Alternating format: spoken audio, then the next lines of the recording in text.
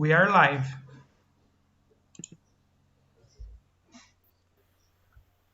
Good afternoon, everybody. I am Carlos Armani, professor of the Department of History at Federal University of Santa Maria and Já tá coordinator passando, of Beatriz. the postgraduate You're live. program in history. Vem aqui I que você am vê, delighted Beatriz. to share this afternoon with you, and I hope that we have a joyful work together today. Welcome, everyone. Eu tô botando tela cheia. I would like to introduce the group and the event. This is the Privacy Studies in Global Perspective event, organized by the Latin America Privacy Studies Group. Latin America Privacy Studies, LAPS, is a collaborative academic group dedicated to the historical study of privacy in Latin America, hosted by the Center for Privacy Studies, University of Copenhagen, and the postgraduate program in history, Federal University of Santa Maria. The event will take place today Estão and falando que on meu áudio October tá vazando. 25th, 26th, and 27th. Today we have a Tá lecture vazando. by Mette Estão falando que meu áudio tá Birkedal, vazando. Brunn, director of the Center for Privacy Studies. We should like to take the director of the Center for Social Sciences and Humanities, Professor Maury Lebler. Thank you for your presence at the event, Professor Maury Lebler. Nós estamos à disposição para a tradução das palavras que você desejar manifestar. Natalia is available to translate the words you wish to express. Thank you very much.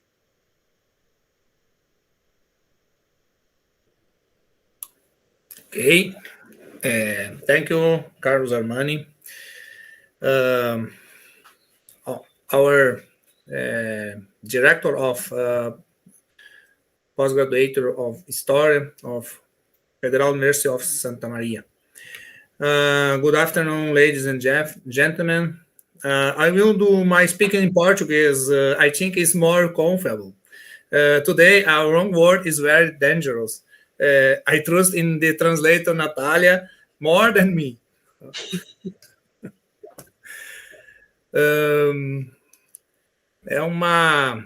Então, Natália, agora eu vou falar uma frase, você pode fazer a tradução, tá? É uma grande honra e uma imensa alegria fazer parte desse momento junto ao programa de pós-graduação em História and the Center for Privacy Studies, University of Copenhagen.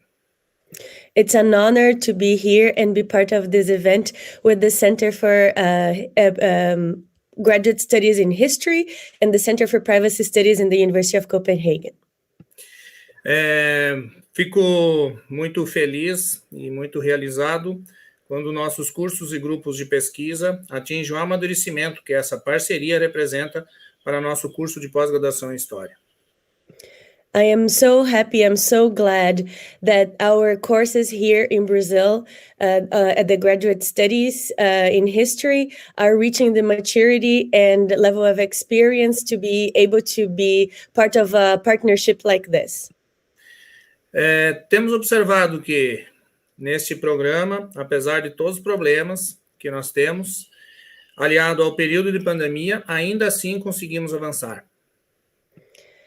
I am observing that even despite all of the difficulties we've had during the pandemic, we have been managing to advance our studies here.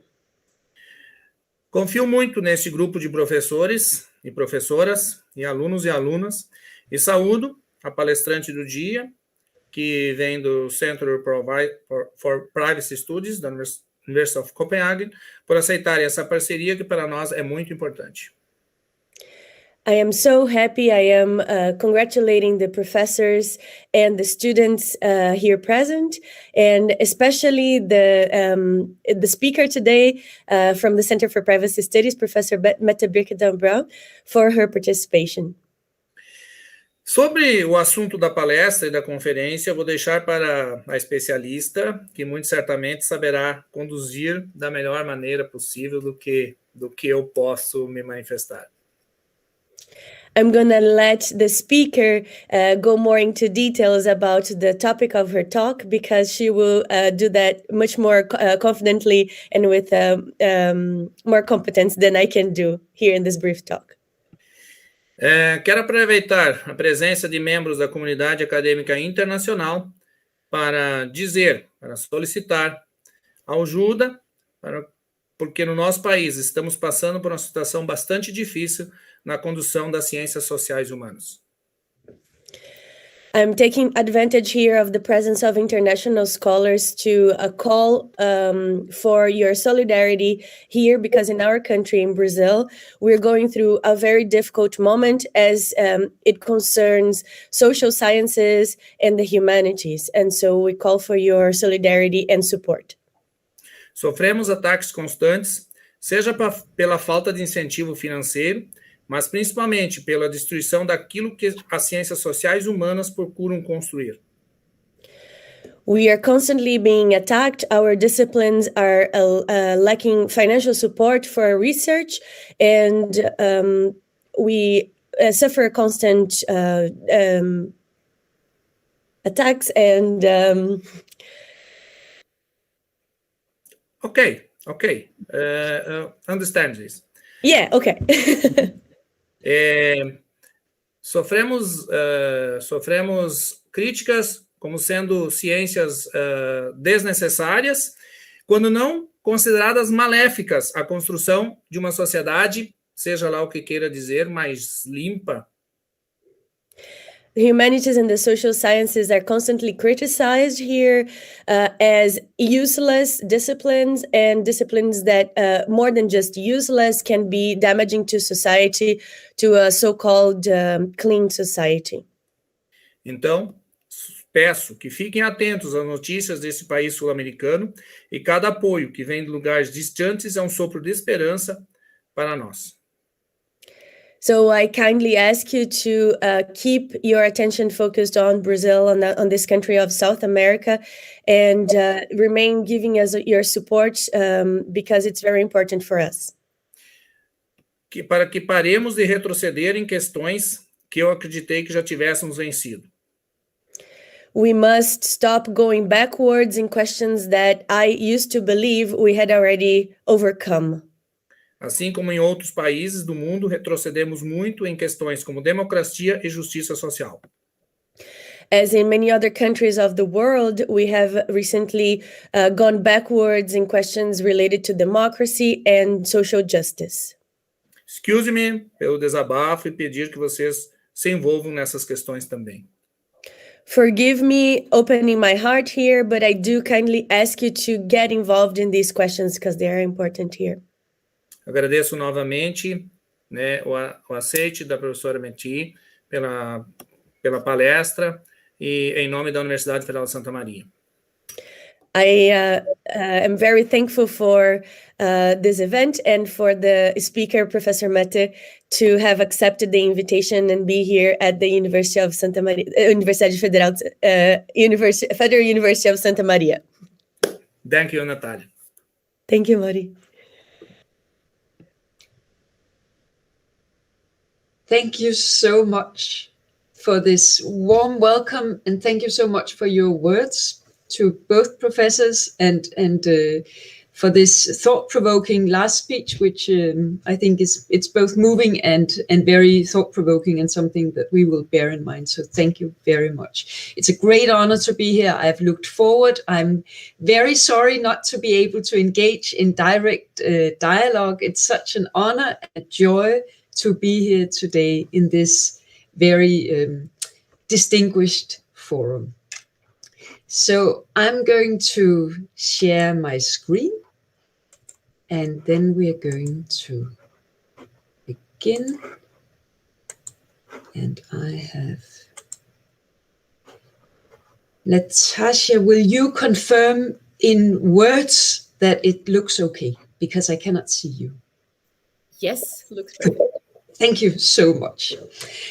Okay, So once again, thank you so much for the invitation to speak today. Although the circumstances are a little alienating right now, I see only my own screen and I sort of know that you are out there, but I don't see you.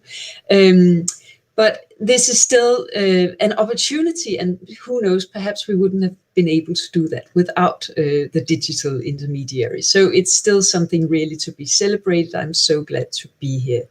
I want to thank in particular Professor Beatrice Weber from the graduate program in history at the Federal University of Santa Maria and postdoctoral research fellow Natasha Klein-Käfer from the Center for Privacy Studies, who have been the primary drivers in this very, for me and for the center, important collaboration.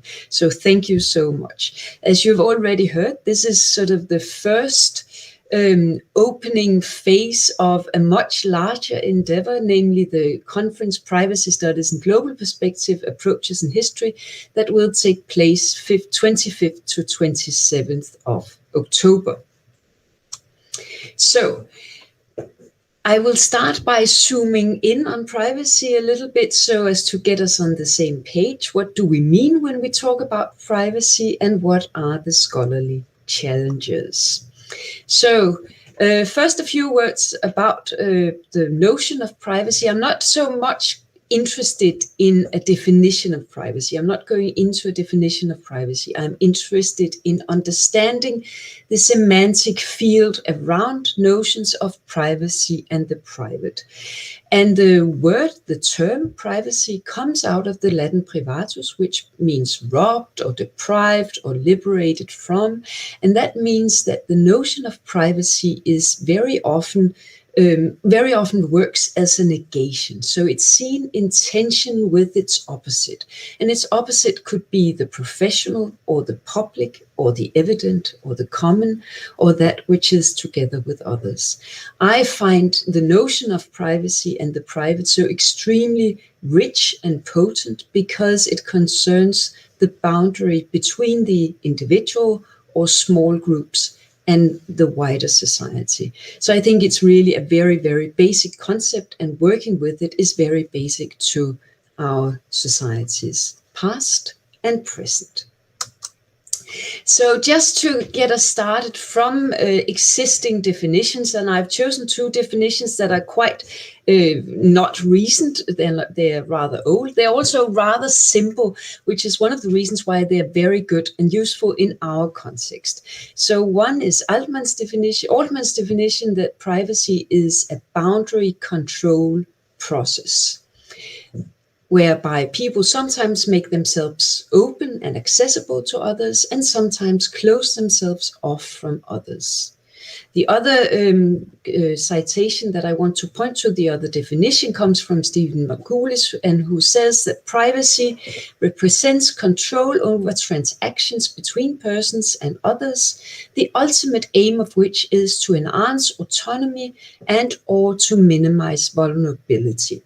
So as you can see, these two definitions, they're very much about boundary controls, and then they are also, Margulis is also thinking about why do we want to control boundaries. More recent definitions and understandings of privacy are both more sort of sophisticated, more layered, and perhaps also generally more interested in human interaction.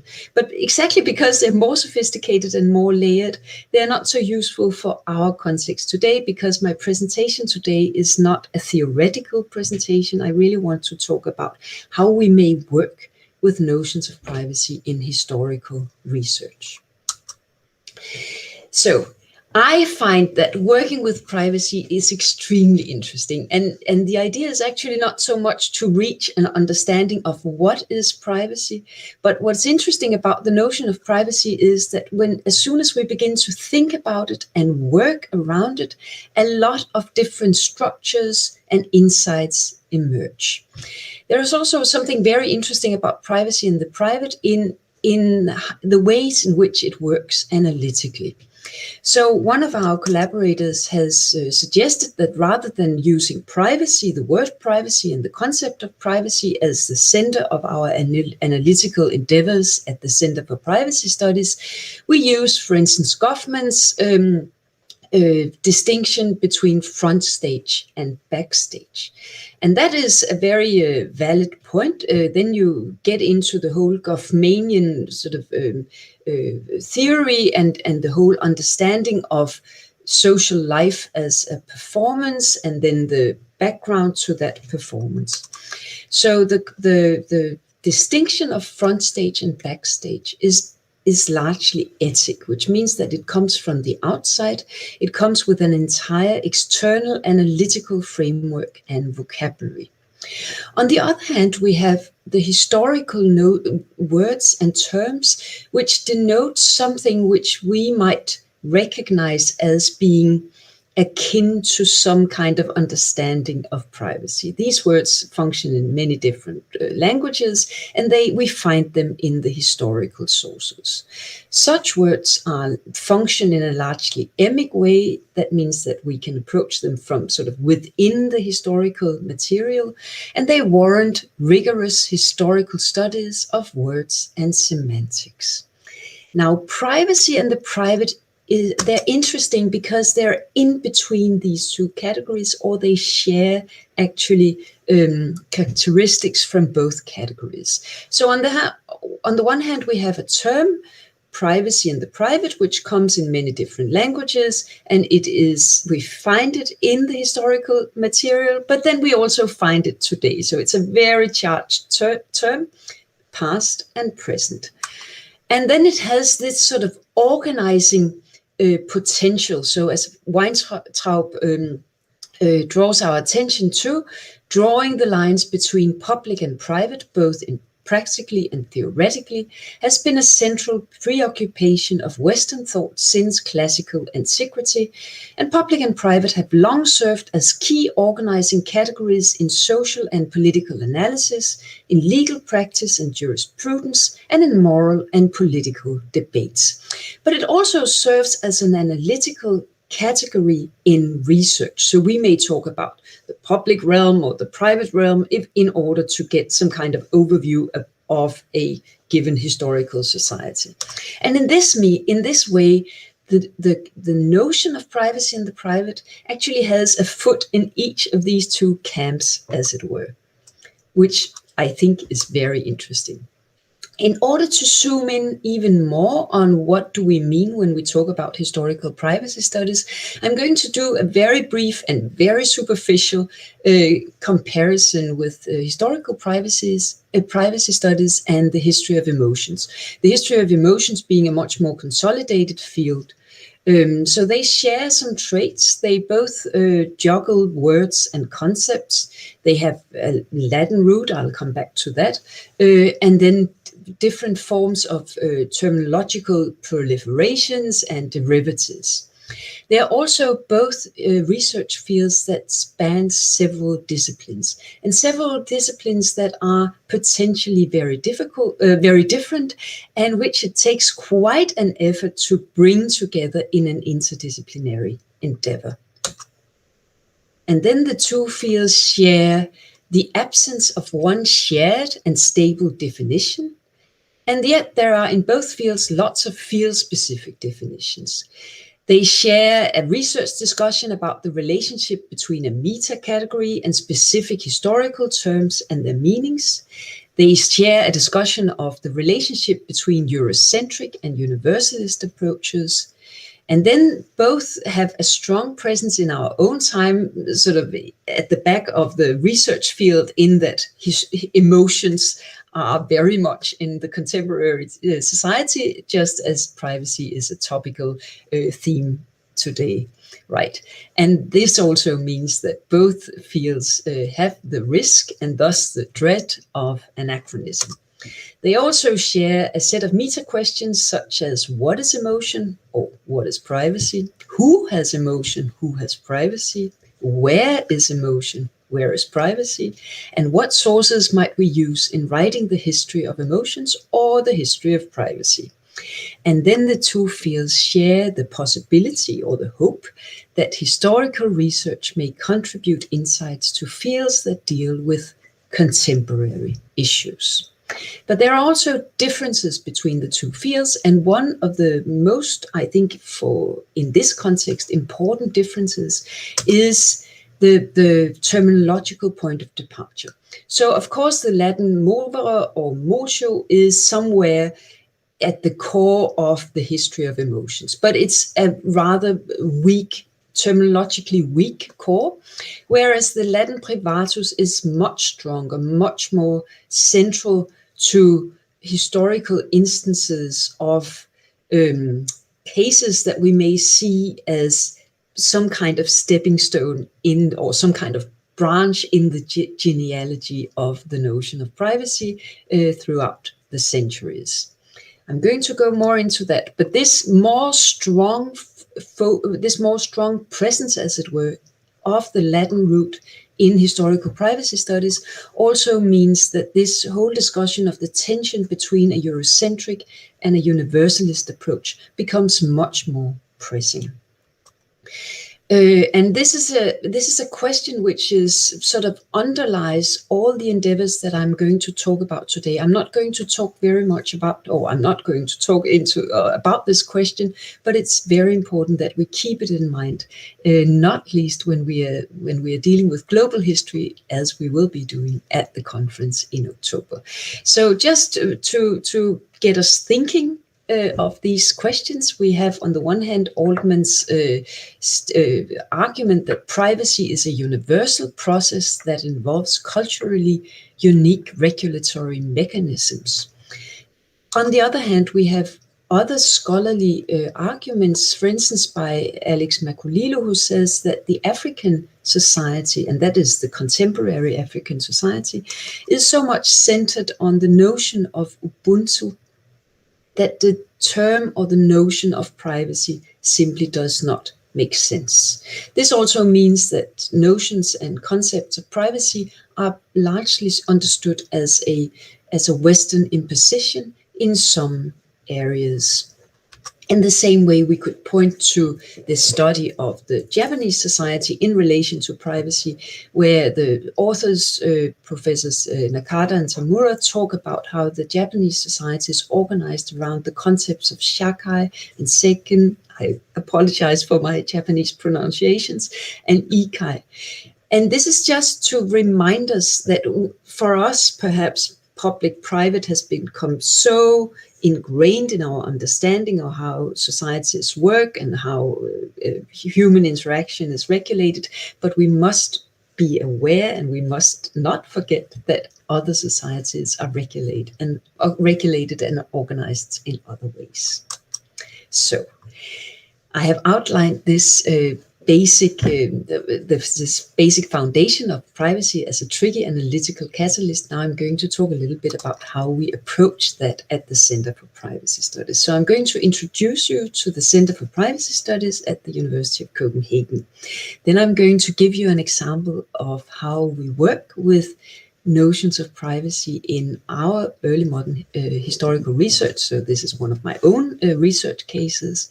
And then I have an epilogue where I'm going to offer some thoughts concerning the contribution of privacy studies to early modern history and the contribution of history to contemporary privacy studies. First, a little bit about my own background. So I'm actually a professor of church history, and you may ask, what is a professor of church history doing in historical privacy studies? So my research expertise is scales and means of religiously motivated withdrawal in the Middle Ages and the early modern periods. I have looked at sites of withdrawal, be that the big sites of such as monastic precincts. So what is the relationship between the monastic precinct and the society at large? I have looked at smaller spaces of withdrawal, such as rooms. This is a library, or other rooms that are fit for withdrawal into prayer. And then there is a whole issue of the inner space. This is a representation from a German print of a heart. So that would be the inner space. So these are the sites of religiously motivated withdrawal.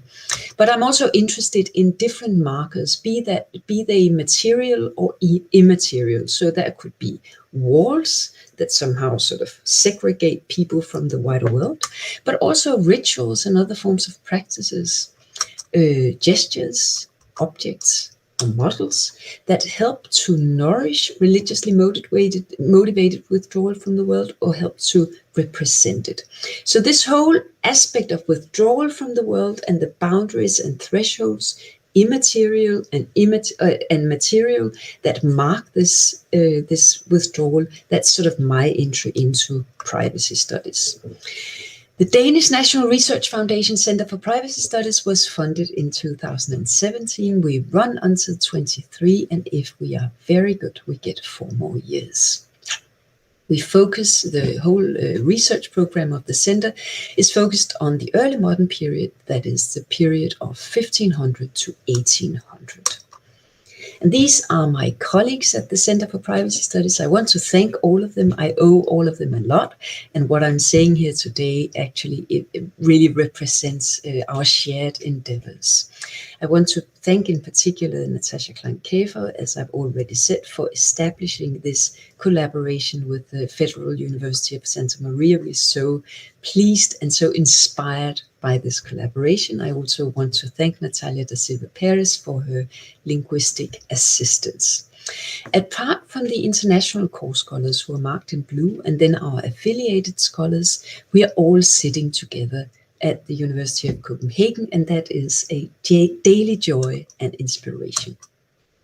So, as I've already said, we're not so much interested in a definition of privacy as we're interested in these semantic tensions. Moreover, we are interested in the societal factors that make privacy something threatening. That then the question becomes threatening to whom and threatening to what perceived values. And then we're interested in the societal factors that make some privacy something desirable. And then the questions become desirable for whom and to what end. That also means that we're interested in terms to do with privacy in the private, but we're also interested in cognates, so other terms that somehow float about in the same semantic field. Center for Privacy Studies is an interdisciplinary endeavor, and it comprises a lot of different research fields. The 5 main research fields are architectural history, church history, history of political ideas, social history, and legal history. Each of these fields has its own approach to privacy, and we're trying to combine those different approaches in an interdisciplinary work format that still respects the disciplinary differences. This is our central research program. It's based on site-based analysis. We're studying, well, apart from these 2 cases, which are not going, we are working on these 9 different cases. Each case is studied by an interdisciplinary case team comprising scholars from the different disciplines involved in the Center for Privacy Studies. We are extending that research program, not least thanks to this collaboration. So as you can see, it's very Eurocentric. So that's also a reason why we're extremely grateful for your help for us to broaden our horizon and understanding. We also have a project on the Caribbean and a project on India. I want to thank my colleagues again, Natasha, Natalia, and Nunu Granjo, for continually broadening our perspective. So one of the aims and aspirations of the Center for Privacy Studies is to show that historical research can be a resource. Our main argument is that just as an image of Santa Maria, seen from an aerial perspective, gives a different kind of understanding of the infrastructure than standing in the streets does, in the same way history may give us an aerial perspective on the ways in which societal factors interact. There is also a claim that, in a way, the historical notions of privacy, they're not direct antecedents of our contemporary notion of privacy, but somehow they enter into the DNA, as it were, the cultural DNA of the notions of privacy that we're harboring today.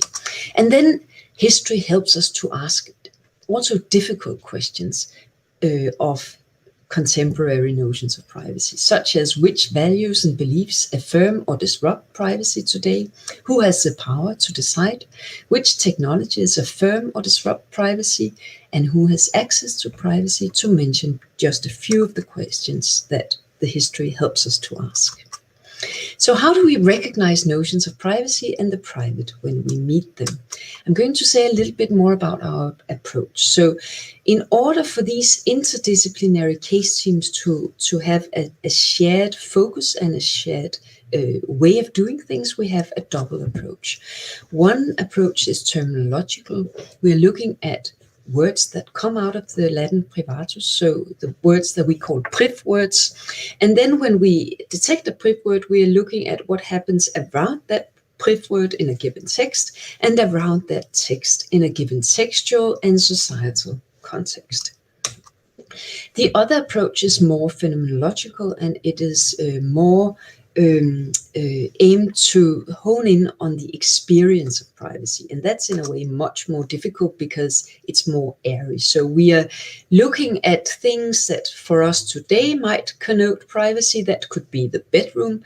And then we are looking at, is the bedroom a private space in the early modern period? That depends very much who you are, whether you even have a bedroom. So this approach helps us to confirm, but also question our own understandings of privacy vis-a-vis the historical material. As the German scholar Peter von Moos reminds us, each of these two approaches has its own weakness. The terminological approach stays very close to the sources because we're looking really what happens in this particular source, and that makes it difficult to soar above the source and compare between sources. Whereas the other approach, and you will already probably have seen that, runs the risk of anachronism. At the Center for Privacy Studies, we are hoping that by balancing out these two approaches, we may also balance out their individual weaknesses. I'll show you a little bit more the terminological approach. We're looking for priv words. When we find a priv word in whichever language we are working on, then we begin to study what happens around that priv word. So for instance, when we see that at the University of Helmstedt in Germany, there was a theology professor on whose tomb it was stated which courses he taught privately and which courses he taught in public. That's very interesting.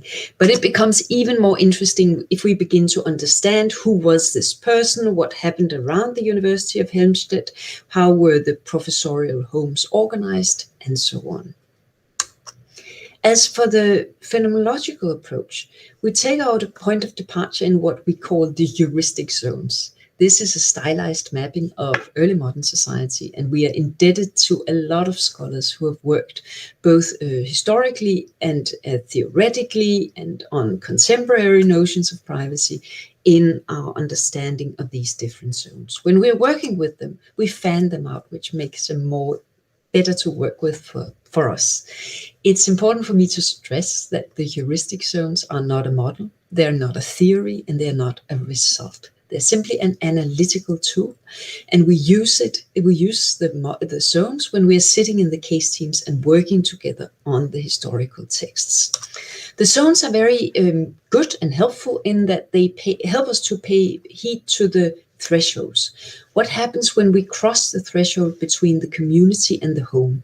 That is a matter of doors and walls and locks, but it's also a matter of invitation and who has the right to access. It's also about social hierarchies and things like that. In the same way, the threshold, marking the threshold between the home and the chamber, helps us to ask questions such as, is this an escalation of privacy? What happens in the chamber?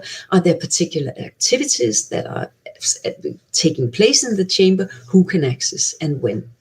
At the same time, the zones also help us to work more on the overlaps between different zones. So what happens when the state begins to regulate the soul and the beliefs of its subjects, or when the community enters into the home for the sake of social surveillance or charity or regulations of different forms. So we are indebted to a lot of people who have worked or scholars who have worked theoretically on notions of privacy, but the Center for Privacy Studies is not a theoretical endeavor. It's an endeavor that's based in the work on the historical sources. And we are, in each of the case teams, we are trawling the sources with a view to priv words and with a view to the to the heuristic zones. So, scholars who work on the early modern periods often say to us, well, you're working on early modern privacy. There is no such thing as early modern privacy, because we all know that the early modern world was something like the Peter Bruegel painting here, right? But what we see is that once we leave the very robust sort of distinction between public and private and a firm boundary between them, and as soon as we begin to see privacy much more as something much more fluid, we see that early modern privacy often appears to be malleable, ephemeral, situational, indicated by subtle markers and porous boundaries. So privacy can be marked by a particular activity. Architectural privacy is not only about walls and doors, but also about different forms of gradations. We can have gestures that can mark privacy. We can have ideas of privacy, such as this glimpse of the king in prayer, which is a staged form of privacy, but still points to privacy as something that is important, right? And then finally, we can also talk about perhaps private conversations going on amidst a crowd. So we are, as you know, in our fields, publications come very slowly, but I do want to point you to a volume that will come out here in November this year with Brunn, that is called Early Modern Privacy Sources and Approaches, and which Natasha Klein-Käfer has contributed to. Okay, so now I'm going to go a little bit more in depth with the ways in which we work with the notions of privacy in our historical research. And the first example I'm going to give you is a terminological approach. And I'm going to give you a brief and quick sense, very superficial sense of a sample of texts that feature the term vie privée. So my own research field is very much early modern France and the religious culture of early modern France. And the texts that I have selected here come out of early modern France. And this will give you a sense of how the term is deployed and a first idea of the semantic variation and tension. So I'm going to show you how different the word, the term vie privée appears to be in these texts. So what I've done is that I've color-coded the text. The idea here is not to go into the text as such, but just to give you a first quick sense of how the vie privée occurs in the text. That's marked by yellow. What are the cognates? That's marked by blue. You see the l'économie. And then what are the opposites? And the opposites I've marked in yellow. So you are going to get a very colorful mosaic of different texts, and I want you to pay attention to the cognates, so those words marked in blue, and the opposites, and you'll see it's quite a wide semantic range. So our first examples pertain to the fact that the vie privée, as the classical vita privata, is the fundamental contrast of civic duty on any scale. So that could be about kings, or it could be about dukes, or it could be about local officials of different kinds. So the vie privée is the opposite of the public life with civic obligations.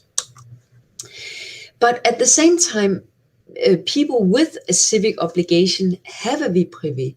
And the idea is that also this vie privée is under scrutiny.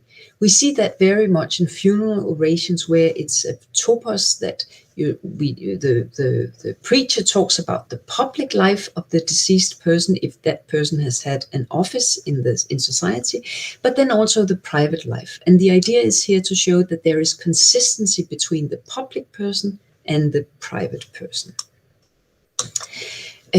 All this, the vie privée is very much linked to having a public duty. So as the opposite of that, but that also means that since men were the ones who had the public duties, the vie privée is rather much tied to males.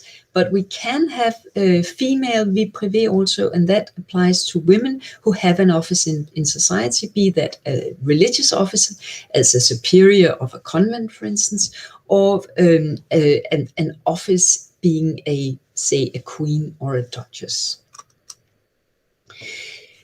Vie privée is perhaps the ideal retired condition of the philosopher. So there is a sense that if you withdraw from the world, you are in a better position to reflect on yourself and on life. But this comes in secular forms, but it also comes in religious formats. So here we have, and I think that's a nice example. So about Virgin Mary retreating into a private life. There is also the sense, and that comes across in the text by Jean Labadie, which was he was the head of a movement that was deemed heretic, that the vie privée is a section that evades control. And that means that if you are, as Labadie is in his text here, really highlighting and pointing to the religious life that goes on in private and in privacy, that becomes slightly suspicious. And although there are many, many different understandings and connotations of the vie privée, it is the sort of majority of texts phrase it as something negative, suspicious, and dishonorable. But as I said, no, not always. Even Christ has a vie privée, and that would be a private life. That's a period between his birth and his baptism, which is not treated in the gospel. So that is a hidden, a secret vie privée. But that also has a religious potential, and we see here how the life of the Carmelite Sœur Marguerite, that she exploited the potential of the vie privée, the private life of the Virgin and Joseph and Christ, to meditate on what has gone on in this sort of lacunae in the story. We see that vie privée very much comes across in biographical context. So to describe the life of a person, it can either be a domain separate from and intermingled with public life. So it's a way of structuring the life of the main person of a biography. And then we have, and that is a complete field of its own, the whole question of translation and paraphrase, which is of course linguistically extremely interesting, because there we can begin to see how different terms and different meanings cross from one language into another. The first insight when we look at privacy in this way, or the vie privée in this way, just as a very first superficial sort of scanning of different texts, is that the term vie privée is semantically pregnant yet very pliable. There is a clear sense that it's a very important term, but it can mean a lot of different things. It often brings with it a sense of tension and contrasts, because it carries a tacit or explicit reference to its opposite, whatever that is. So as soon as vie privée sort of appears in a text, there is already some kind of structure organized around that term. Okay, So now we're going to go one step deeper. So for each of these texts that I have shown you in the previous section, it would be, of course, desirable to go into that particular text. What kind of text is it? How does vie privée function in that particular text? And here I'm going to give you a sense of a particular cluster of texts in which share context and topic.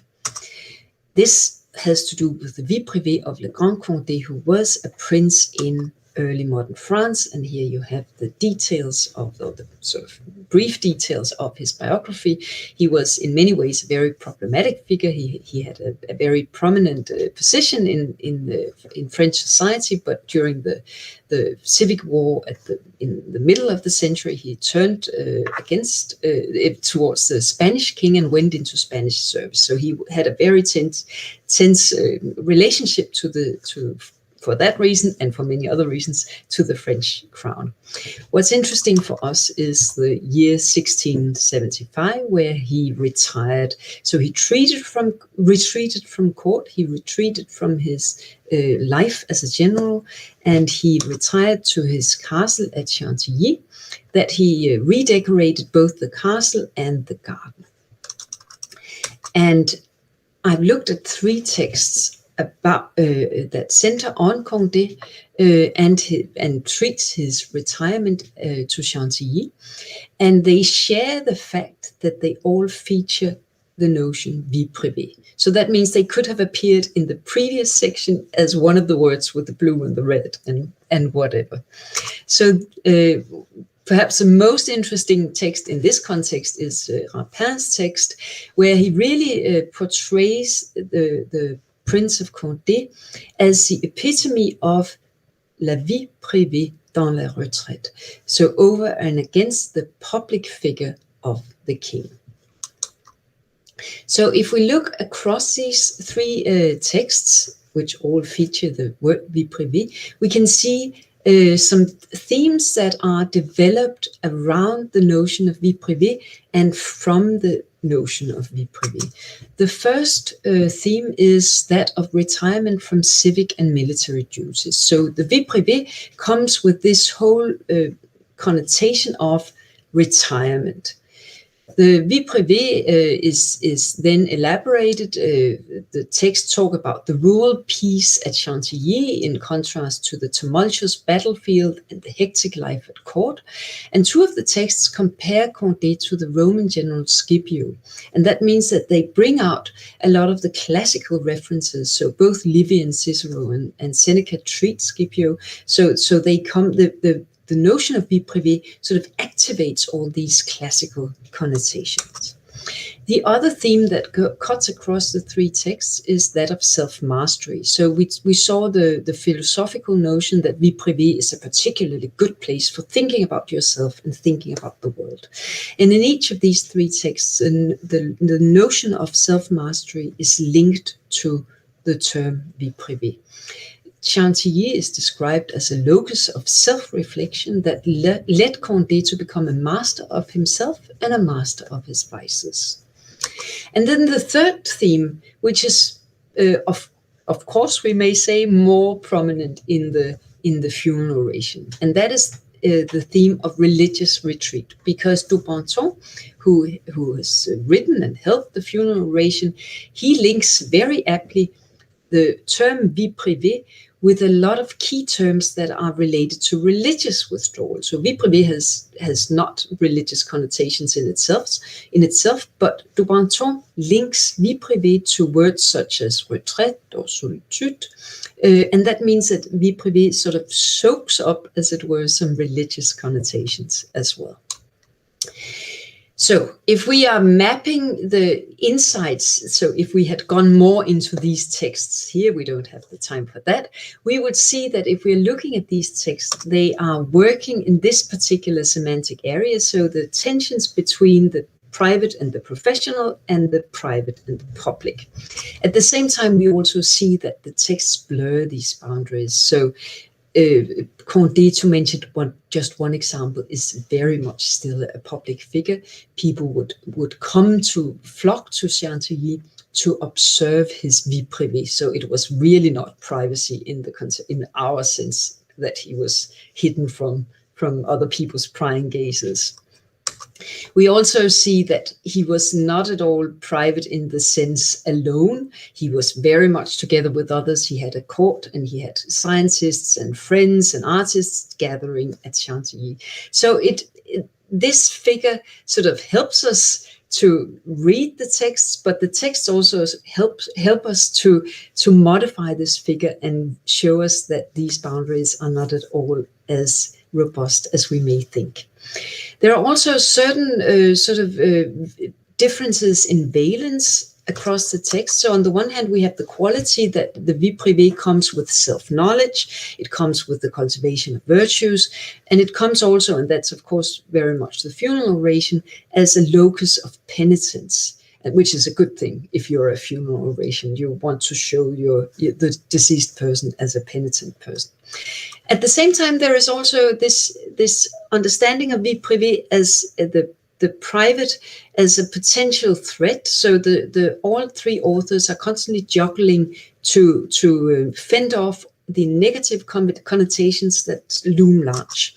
So the whole idea that it's less honorable, they're very adamant at saying, well, he was not idle at all. He was, and it was very honorable when he was retired, because he had command of himself and things like that. And then there are wrong forms of retreat. So we see that there are two of the texts that compare Condé to Scipio, as I said. One is makes a negative comparison and says that Condé was more than Scipio. Like Scipio's retreat was simple, and it was as grand as that of Condé, whereas the funeral oration says, well, but it compares to Scipio's retreat, and this was the same. So again, we see this pliability. There is some kind of stable core, but at the same time, all very, very fluid. Then I want to go to the last section of my study here, and that pertains to this register of the approach, and it has to do with the experience of privacy. And this is in a way more tentative. To show you how the heuristic zones may help us to particular boundaries and the crossing of boundaries in relation to Condé's death and the description of Condé's death in the funeral oration. So Dubanton's funeral oration was one of many funeral sermons that were held in the aftermath of Condé's death. And it outlines, and then it goes into what we may call the ultimate retreat. So Condé, he retired to Chantilly, as we saw, but then the funeral oration also stages his death as a gradual last retreat into more and more, what I would say, privacy. So here I've used again the blue color code, so to show that these are sort of cognates of was approaching, namely his death and entering into heaven and the harmony with God. So that's the idea of the funeral sermon. If we map the funeral sermon onto the heuristic zones and see the representation of Condé's death by the light of Altman's understanding of privacy as boundary control, we see that Condé sort of crossed and established these boundaries one by one. He did so. It's a matter of spatial withdrawal, but it's also a matter of shedding, as it were, his terrestrial ties.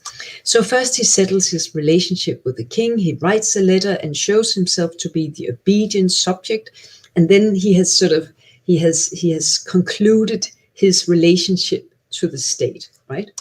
Then he doles out charity to his community and to his household. Then he releases his obligations as the superior of the community and as the superior of his household. Then he withdraws to his chamber, and he takes leave of his son and daughter-in-law. And it says in the funeral sermon thus severing his last ties to the world. And there is little doubt that this is a representation, this is a staging, because some of the other texts talk about his death in a much more to and fro, and how he calls back his son, and there is much more sort of action. But this, in the funeral sermon, it's really staged as a gradual withdrawal. He becomes more and more physically weakened, and that also releases his bonds to his body, as it were. And then finally, he's alone with God in the ultimate solitude, as the epitome of withdrawal. So this, we may see this as an instance of privacy, in that he is alone with God, which means, again, that it's by no means an unsurveyed privacy. That's not what the idea of privacy is. So, but at the same time, this is also completely in accordance with the religious norms of society at the time, that if you withdrew to your chamber in your death, the sort of ideal situation would be to end up being alone, perhaps with your confessor and God, in prayer, and in this sort of intense intimacy with God. Okay, so to sum up this little sort of more example of a scholarly approach, I want to say that there is really a need to combine these approaches. So we cannot do with just a terminological study of words and terms. We also need to go more in depth into each of the texts, but also ask ourselves, how does this actually, what kind of experiences of privacy are perhaps lingering in these texts, either in a prescribed form or in a described form. So here we had an ideal prescribed form, right? I'm not saying that there is a direct correlation between the appearance of the term vie privée and this experience of privacy, or this representation of privacy, but it's interesting to look at the semantic tension around it. And I want to repeat here that the term vie privée is semantically pregnant yet pliable. It often brings with it a sense of tension and contrasts, because it carries a tacit or explicit reference to its opposites, whatever that is.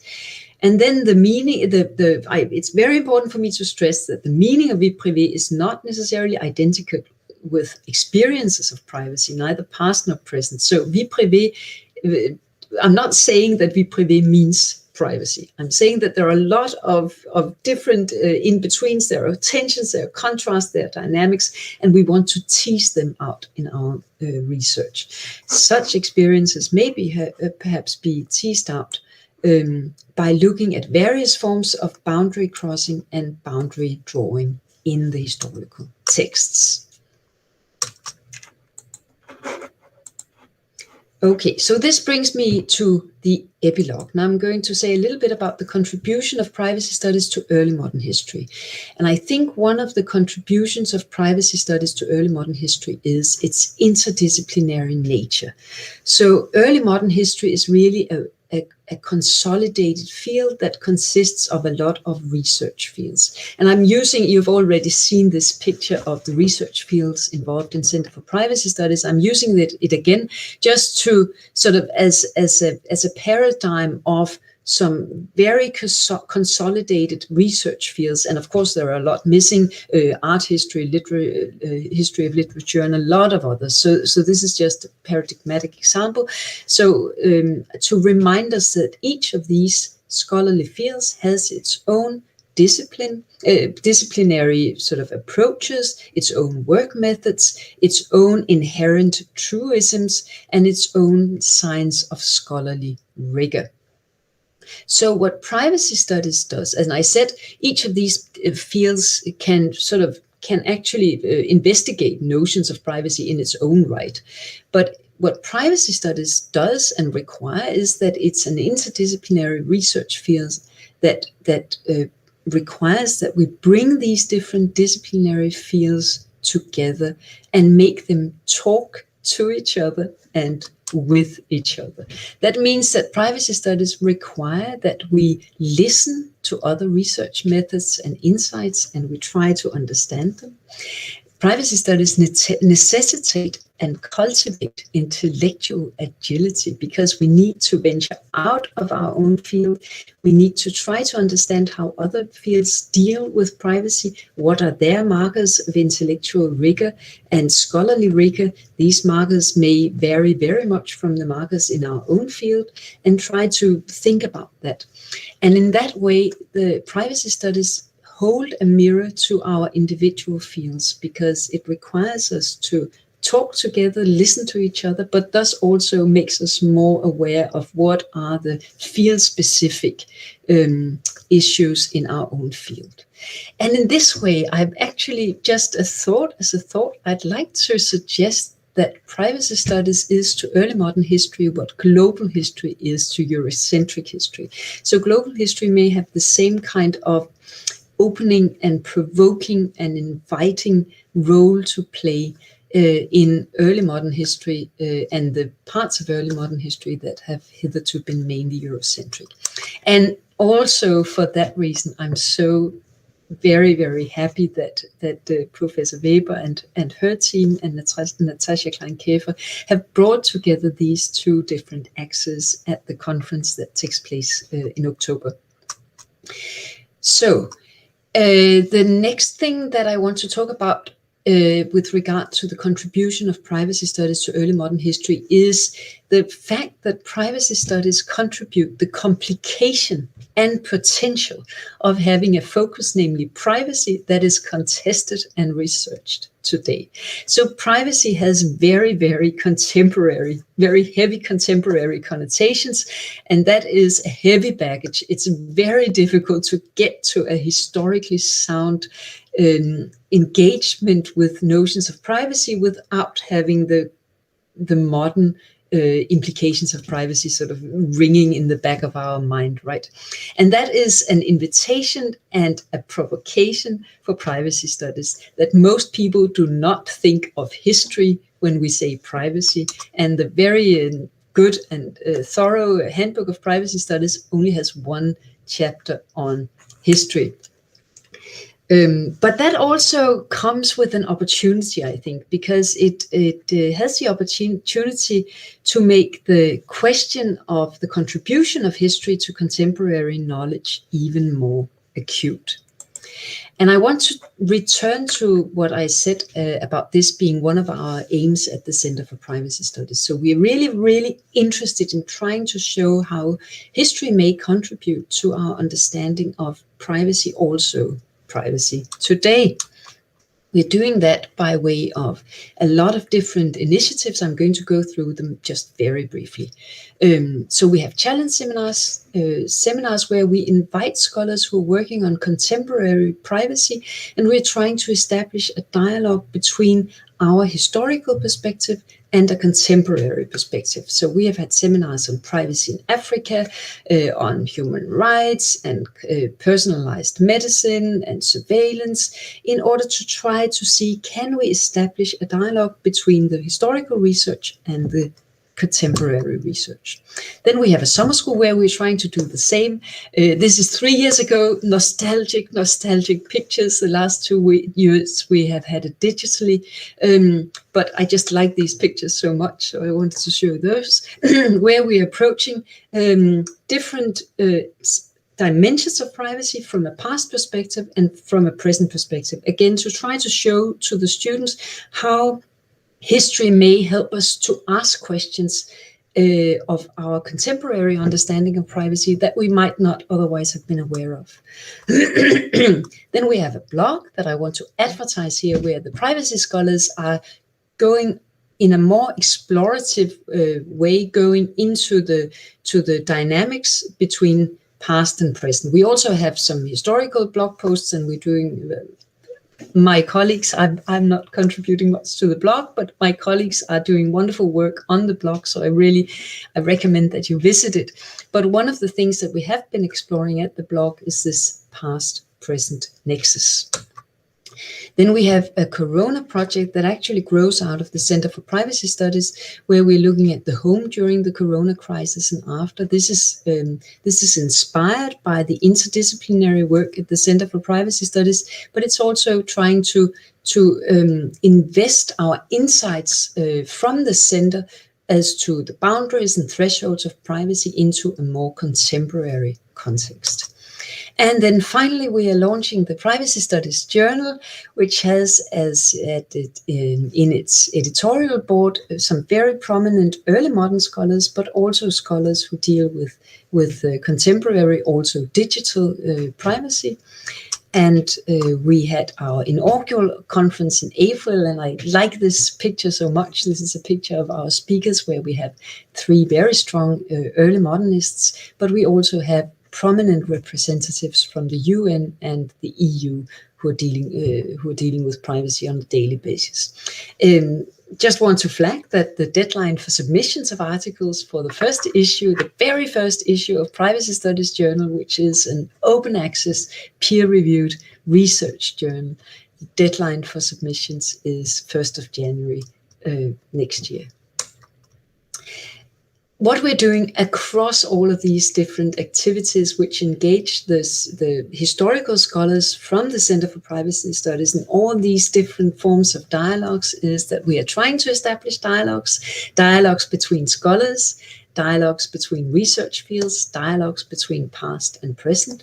We are trying to flag the potential of history to a broad array of different scholars, but also a broad array of audiences. So say the people from the UN and the EU, for instance. And then we are constantly working on honing our own dialogical skills, trying to become better at listening to other perspectives and trying to become better at representing our own historical perspectives. Thank you very much.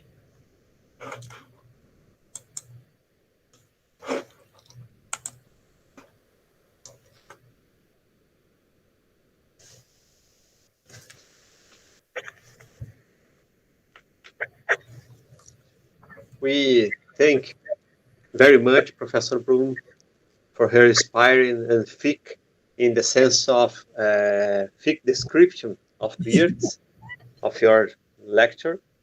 And let's move on to the questions. We have, I believe that we have about 20 minutes to questions, because we have a limit of time, about 1 hour, 15 minutes.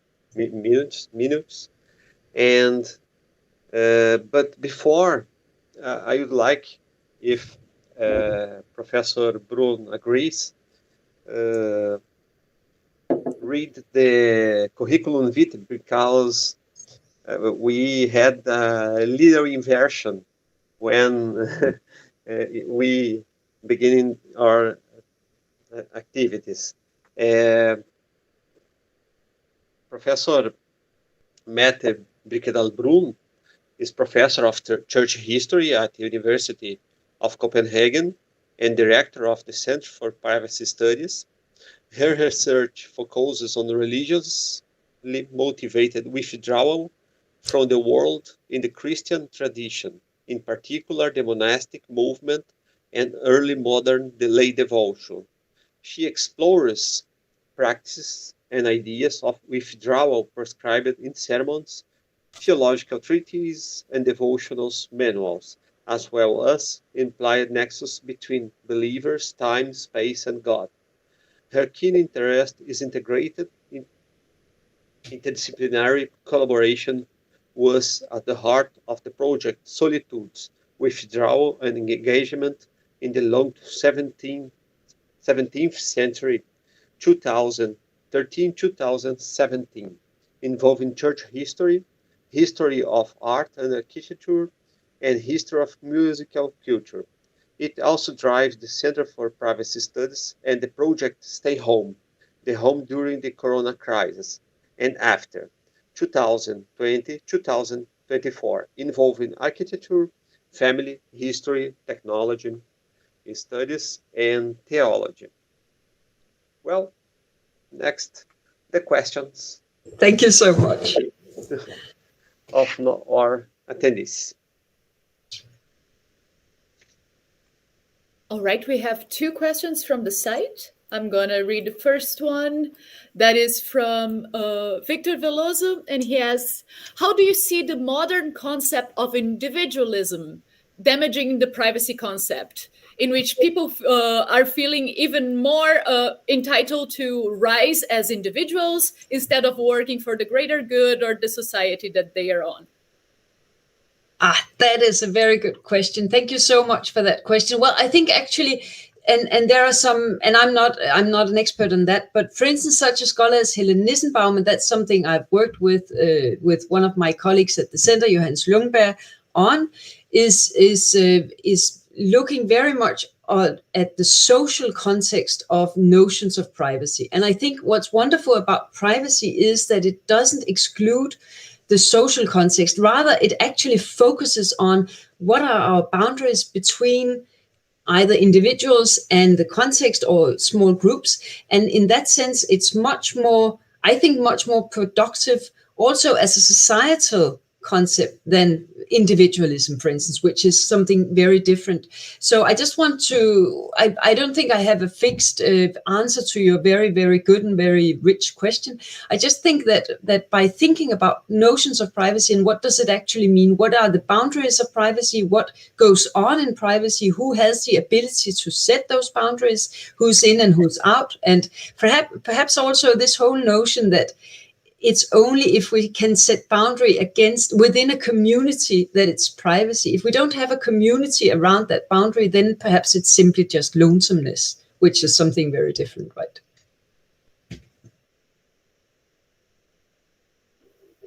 All right, we have another question from Professor Adriano. And he asks, are there any challenges involving the study of privacy in such different languages as we see in the Center for Privacy Studies?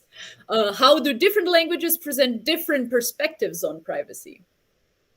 Oh, yes. A lot of challenges. Because it is what we call, I don't know, when I was taught English, I was taught that there was such a thing as false friends.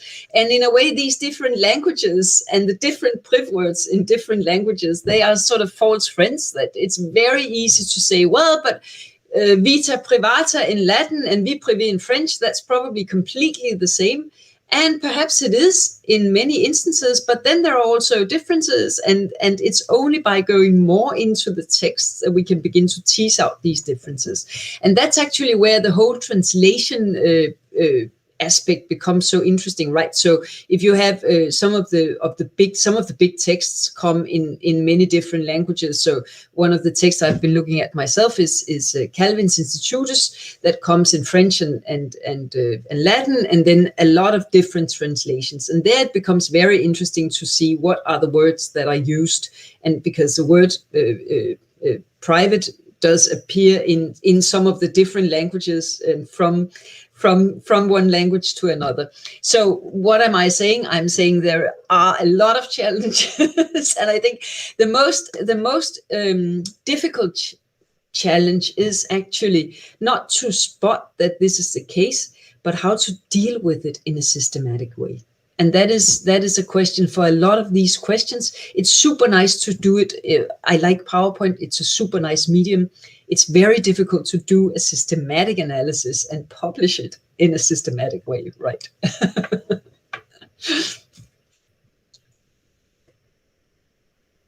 We also had a question from the chat beforehand when we were talking about the history of emotions. And they mentioned that, like, couldn't we speak and go beyond this history of emotions and connect to the whole perspective of colonial history? Yes, that is what I hope that you're all going to do in October. So the history of emotions, that's in a way an arbitrary comparison. It was just that I felt when I've been reading about the history of emotions lately, I felt, well, but they're actually some of the challenges or some of the questions that appear that we are asking in privacy studies actually are a little similar to questions that are being asked around the history of emotions, but with this very, very strong, I think, difference that comes with the whole terminological issue, which is much more, this terminological approach component is much more present, I think, in historical privacy studies. But I think, yes, absolutely. And I'm looking so much forward to the conference exactly for that reason. Thank you so much, Mette. I just want to tell you that the discussion is continuing on the chat. We are already planning to have like some literature collective put together so we can discuss this further. So for sure, we are going to do this. But unfortunately, we don't have much more time as we have like other events happening around here. So if you would like to say some final words. Me? I just want to say thank you. It feels odd. I cannot see any of you.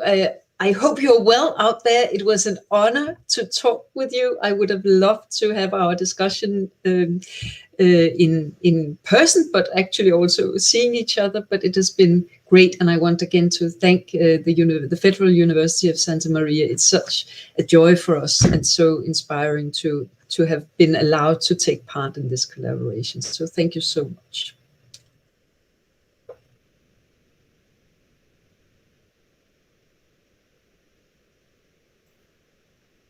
You're muted, I'm sorry.